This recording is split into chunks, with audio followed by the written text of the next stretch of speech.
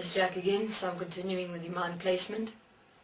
The Anunnaki, the serpents and the Syrians realized they required to rule existence.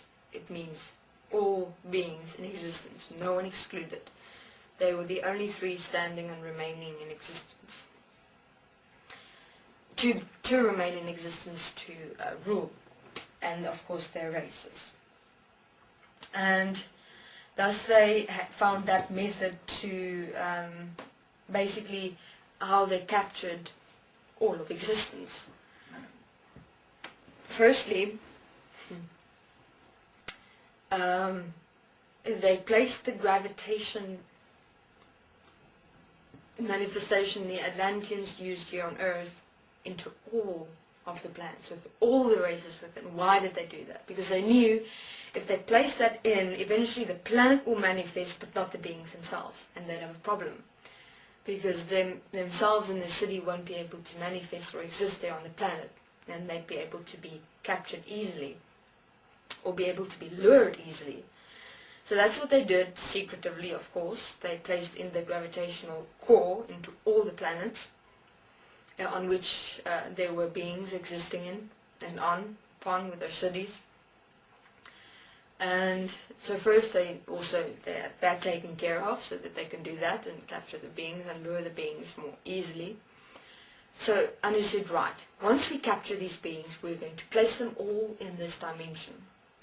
Because in this dimension, they're first going to have to be implanted with that mind placement, so that it can connect to the crystals, so that who they are is suppressed and they don't remember a thing. So that when they come into this human physical form, that point, that center point within their interdimensional mind, it's placed into the interdimensional placement of the placement of the systems in the human form, and then they can manifest simply. And then when they die, they don't remember a thing, they don't remember who they are, they don't remember what they experienced, and we can just recycle them all the time. So that's how everything started getting together. Once they had the dimensional placement in place, which is called the dimensions, or you know when you cross over or die where you go to, etc. That's the place.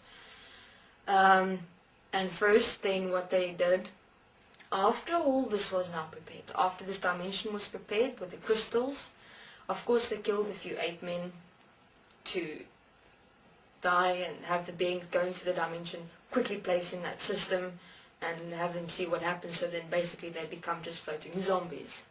Just floating, that's all they did. They're dead to a certain extent. And then Anu was satisfied. The Syrians were satisfied. The serpents were not yet satisfied, of course, because they did not yet know what was exactly going to be their role in all of this. And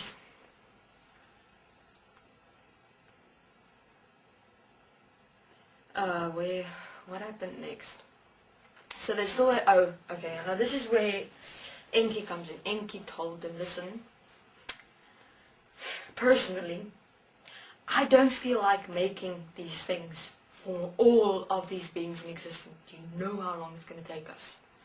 There has to be a way where they can kind of develop on their own, be birthed here in this world through two coming together or something, and then just every time that happens in some way, they could just a dimensional being can come in and go on, and that's how everything will start expanding here. Because I'm not going to sit here for aeons of time and just develop forms. That's what we're going to have to be doing. We're going to have no time to enjoy the pleasures of power, of control. And now Marduk during this time was becoming frustrated, because he had started growing quite a liking for these creations. He started having respect for them, because he told Anu and Enki and Enlil, these are live beings. They are alive and they are actual beings, although they're in systems. How would you feel if you were in them? Of course they laughed at Marduk in his face, saying to them, you're not going to get anywhere if you feel anything for anyone. Yet if you want, you're more than welcome. And Anu threatened Marduk. He said to Marduk, Marduk, if you don't shut your mouth, if you don't stop, will manifest you into one of these forms, and then that's it. So Marduk kept his mouth shut. Marduk was very much a silent, more silent being than a aggressive one, taking action. He was very passive, kept much to himself. And although he didn't agree to what Anu, Enki and Enlil was doing, he continued programming the beings. He showed them what he had learned so far. He showed them what he had done so far, showed them his plans. He said, well, you know what, if they're going to be here, why don't we then manifest them, at least give them that, at least give these Atlanteans and the rest of existence that they as the systems will be respectable in terms of becoming actual beings, the systems becoming beings. That would make me satisfied. So Anu said, well, great, that's what we want eventually in any way, so you continue with this. I remember even during the 8-man period and the dinosaur period, they were still able to get gold out of this earth interdimensionally, and that's what they continued doing. The point where the interdimensionality actually stopped was when the where the Adam and Eve story comes in. And that is also a very, very fascinating story. So Marduk continued his programming. He became very smart, very clever, insightful. He worked closely with Enki and Enlil as well. Enki was more in terms of the development of the DNA. Enlil was more the female-male manifested expression, how that the organs will work.